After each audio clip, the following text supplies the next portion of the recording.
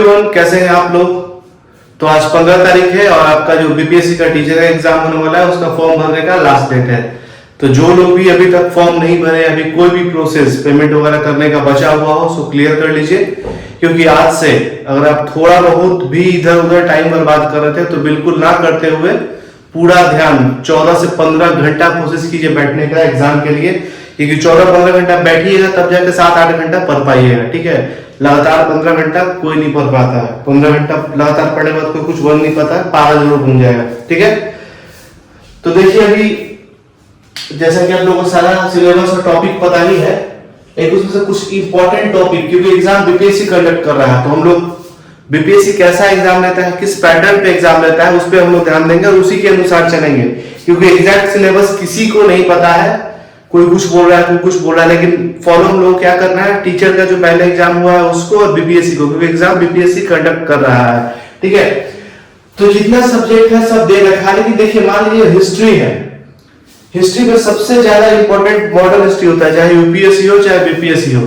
लेकिन स्पेशली इस टीचर के एग्जाम में इंडियन नेशनल मूवमेंट, भारतीय राष्ट्रीय आंदोलन को मेंशन किया हुआ है, मतलब सबसे ज्यादा वेटेज इसी पोर्शन का रहेगा। दूसरा एक अलग से मेंशन किया हुआ है ज्योग्राफी और इन्वायरमेंटल साइंस, पर्यावरण और भूगोल, इस पे भी खास फोकस रहेगा। ठीक है, तो जैसे कि पता है इंग्लिश और हिंदी ये आपको देना ही है कंपलसरी, इस पे बहुत ज्यादा लोड लेने का जरूरत नहीं है। 8-10 क्लास रोज एक लेक्चर होगा तो खत्म हो जाएगा। ठीक है, ये देखिए मैथ बहुत ही आसान पूछेगा, और इस लेवल का मैथ अगर नहीं बन सकता है तो फिर टीचर बनने का भी कोई फायदा नहीं है। ठीक है, फिर पढ़ाई है क्या बच्चा लोग, जो 5th क्लास तक का मैथ नहीं बन पाएगा, पढ़ाने का कोई फायदा नहीं है। ठीक है, मैथमेटिक्स पे ध्यान देना इसलिए जरूरी है, जिससे 10 से 15 क्वेश्चन आ सकता है, मे भी बढ़ भी सकता है, मे भी घट भी सकता है, लेकिन जिसका मैथमेटिक्स अच्छा है उसको इसमें पूरा से पूरा नंबर आएगा।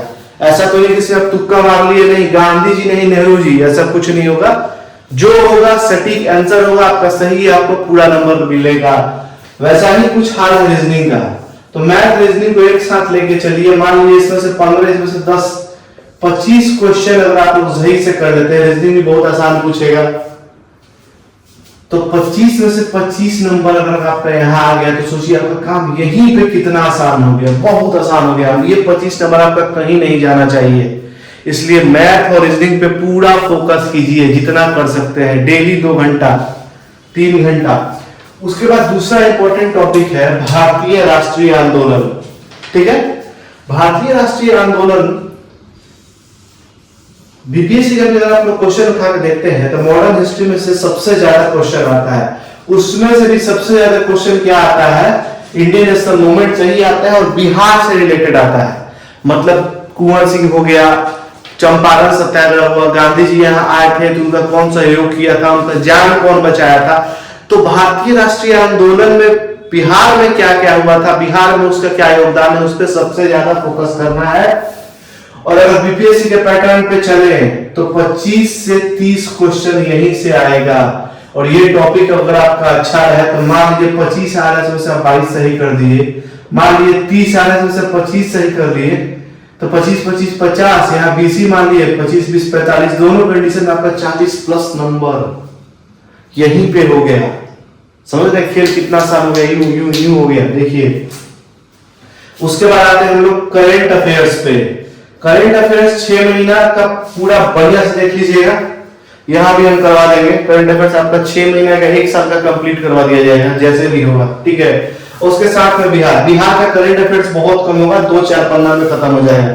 ठीक है, क्योंकि बिहार में बहुत कुछ ऐसा होता नहीं है और अपने मुख्यमंत्री प्रधानमंत्री नहीं है कि देश का दौरा करते रहे, क्वेश्चन बनाते रहे। ठीक है, नेशनल इंटरनेशनल और बिहार से मान लीजिए 2-4 पेज का रहेगा, हो जाएगा। नेशनल में खेल वगैरह हुआ, युद्धाभ्यास वगैरह हुआ, इस सब पे ज्यादा फोकस करना है। ठीक है, ये भी हो जाएगा। तो मान लीजिए इससे करंट अफेयर से भी 20 से 25 क्वेश्चन आने का चांस है। ठीक है, करंट अफेयर्स और बिहार, यहां से मान लीजिए आप लोग 20, यहां से 20 मान लीजिए। करंट अफेयर्स अभी हो सकता है कि 25 से भी ज्यादा भी आ जाए, 25 से कम भी आ जाए। ठीक है, और उसके बाद आता है सोशल साइंस। ठीक है, सोशल साइंस में अगर आता है हिस्ट्री, सिविक्स, ज्योग्राफी। ठीक है, तो ज्योग्राफी का ऑलरेडी अलग से पार्ट दिया हुआ है। ठीक है, तो अलग से पार्ट दिया हुआ है तो उसको हम लोग अलग से करेंगे, क्योंकि ज्योग्राफी अलग से अगर दिया हुआ है तो उससे भी 15 से 20 या 10 से 15 या सिर्फ 10, लेकिन क्वेश्चन ज्यादा आएगा। ठीक है, तो इधर हम लोग थोड़ा सा पॉलिटी पे फोकस कर लेंगे। इकोनॉमिक्स के लिए करंट इकोनॉमिक्स आपका करंट अफेयर्स से हो जाएगा और बेसिक जो टर्मिनोलॉजी है वो करवा दिया जाएगा। ठीक है, पॉलिटी में अपना प्रेसिडेंट हो गया, पंचायती राज हो गया, राज्यपाल, गवर्नर, फंडामेंटल राइट्स वगैरह पे थोड़ा क्वेश्चन हम लोग कर लेंगे, बेसिक्स वो देख लेंगे। ठीक है, सोशल साइंस से 20 मार्क में, चलिए सब मिला जुला के 15 से 20। अब ऐसे हम जैसे बता रहे थे टोटल जोड़िएगा भाई, 25 बोल रहे हैं, 30 बोल रहे हैं तो 200 क्वेश्चन आएगा, 120 ही आएगा, वैसे मत जोड़िए, हम लगभग लेके बता रहे हैं। साइंस शुरू से ट्रेंड चलते आया बीपीएससी में कि साइंस में सबसे ज्यादा बायोलॉजी से क्वेश्चन आता है।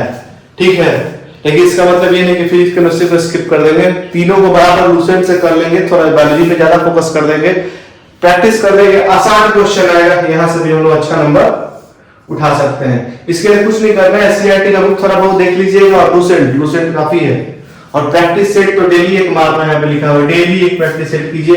इन्वायरमेंट 5th तक में क्या ही पूछेगा, पर्यावरण और हम थोड़ा बहुत जो भी क्वेश्चन आएगा बेसिक्स होगा, जैसे फैलने वाला रोग कैसे होता है, मच्छर के काटने से क्या होता है, यही सब, तो ये देख लीजिएगा। ठीक है, इतना तो बहुत इंपॉर्टेंट टॉपिक है ये सब, और इतना नंबर मान के चलिए, इस हिसाब से हम लोग को पेपर करना है, फोकस करना है हम लोग को।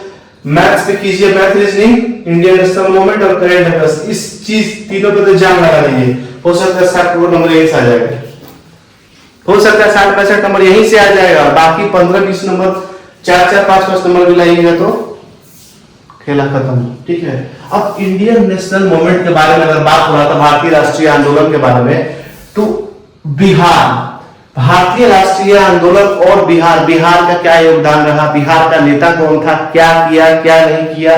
जैसे कि आप देखते हो कुंवर सिंह से हमेशा एक नया क्वेश्चन रहता है, चंपारण सत्याग्रह से एक नया क्वेश्चन रहता ही रहता है, गांधी जी यहाँ कब आए थे, किसके साथ गए थे, किस लिए आए थे, मतलब यहाँ पे जो किस सिस्टम का विरोध करने के लिए आए थे। ठीक है, उसके बाद 1857 का रिवॉल्ट हुआ था, क्यों हुआ था, रीजन क्यों था, उसका असर क्या पड़ा, खत्म कैसे हुआ, उद्गम विस्तार पतन कैसे हुआ, उसका लीडर कौन कौन था, उस लीडर का सेंटर कौन कौन था, क्या क्या किया हो उस जगह पे, क्या क्या हुआ उसके क्रम में। ठीक है, उसके बाद 1857 के विद्रोह का प्रभाव क्या पड़ा, प्रभाव का नेचर क्या था, एग्रेसिव था, शांत था, कौन लोग पार्टिसिपेट किया था, एजुकेशनल लोग किया था या नॉर्मल लोग किया था, ये सब देखेंगे। ठीक है, उसके बाद कांग्रेस के बारे में देखना होगा, कांग्रेस का इतिहास, उसके पूर्व कौन सा गठन था, स्थापना कब हुआ, कांग्रेस का विकास कैसे हुआ, कांग्रेस का सेशन कब हुआ था, कहां हुआ था, उसका अध्यक्षता कौन किया था।